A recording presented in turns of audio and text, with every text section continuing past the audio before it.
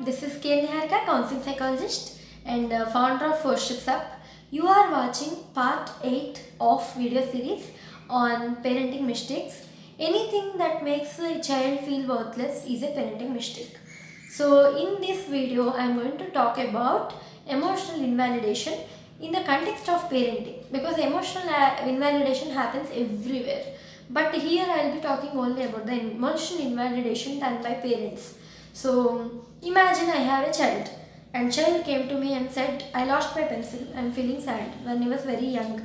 Then I said, don't worry, there are so many other pencils, just shut up and let me do my work and go and take another pencil.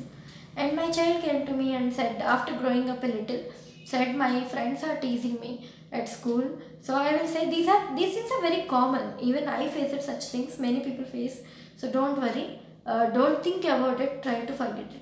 And my child comes after few years, my child comes and says, I got sexually abused, somebody touched me inappropriately. I will say it's very common nowadays, and I was also sexually abused, but I tried to forget about it. So just forget about it and don't worry about it and ignore it. And after few years, my child comes and says, I'm not able to perform well, I'm not able to achieve anything. I will say, you have to work hard, you have to learn, and you can do anything if you want, really. So you should have motivation, you should have dedication to do things, you can do. So here what is happening, all 4 of the examples, I am going in opposite direction to the direction of my child. My child is saying painful, that he is experiencing pain. I am saying don't experience pain. My child is saying he is experiencing humiliation. I am saying don't experience humiliation. My child is saying he is facing shame because sexual abuse, and I am saying don't experience shame. My child is saying he is facing disappointment, he is not able to perform. I am asking him to get motivation and do things. So here what is happening, in all the cases I am actually invalidating the emotions of the child. So I am going in opposite direction. Why this happens? Because in most of the cases, parents, they themselves are not capable of handling negative emotions. Because they have not, like I mentioned, I got sexually abused in my childhood, so that's not a problem, ignore it. That means I have not dealt with my abuse, so I cannot listen to my child. I cannot tolerate his own emotions, that's why I'll invalidate. But invalidation appears like help, because many people believe that when they say just do it, you can do it, and don't worry about it. These are helping statements, that's what generally people think. But that's not true. When we are actually going against emotion of one person, he will feel like we are actually not understanding him, and he will feel like we are asking him to ignore his emotions, so he should ignore his emotions. What is going to be the consequence? This parent would never deal with issues, and this parent will keep on emotionally invalidating whenever child approaches, and because of that, after few years, child will not feel any love for the parent. So even that is the emotion, because emotions are a package. When we actually ask child not to experience some emotions, he will lose other emotions also. And this parent will feel bad that my child is not loving me.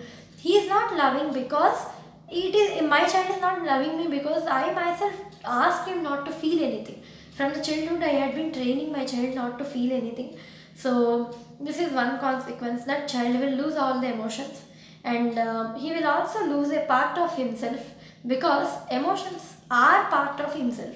It's not like he will lose emotions and he will be fine, because emotions are part of himself. So that means he is losing a part of himself, that is called dissociation, splitting into 2 parts. That is what happens with the child.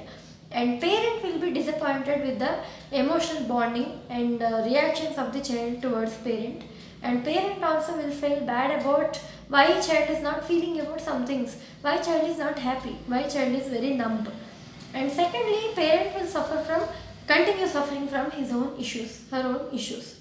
So this is what happens if you are a parent who invalidates child frequently. You have to deal with your own issues, which are actually not allowing you to listen to your child when your child is in pain.